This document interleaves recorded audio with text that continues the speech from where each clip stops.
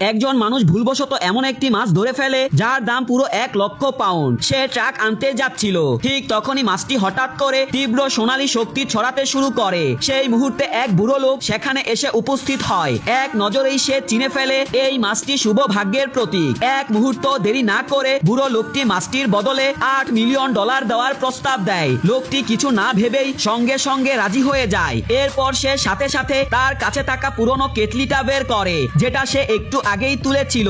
বুড়ো লোকটি কেটলিটা দেখেই বুঝে যায় এটা 500 বছরের পুরনো জিনিস। সঙ্গে সঙ্গে সে $3 মিলিয়ন বিট করে, আর লোকটি আবারও হ্যাঁ বলে দেয়। ঠিক তখনই এক মেয়ে এগিয়ে এসে লোকটির হাতে একটি ব্যাংক কার্ড তুলে দেয়। বুড়ো লোকটি বিপুল সম্পদ দেখে লোকটি আরো একটি অদ্ভুত আকারের সিল তার হাতে তুলে দেয়। মোহরটি দেখা মাত্র বুড়ো লোক বুঝে যায় এর দাম অনেক বেশি। লোকটি জিজ্ঞেস করে এটার দাম কত।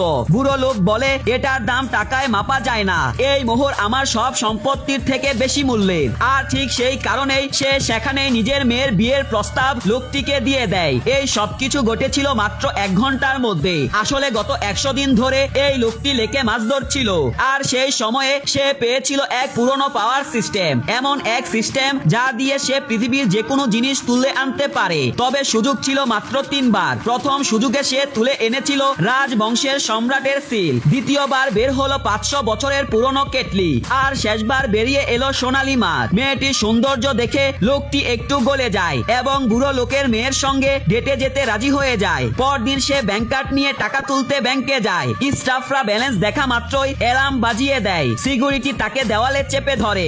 এক মহিলা চিৎকার করে বলে, এই গার্ড তুমি কোথা থেকে চুরি করছো?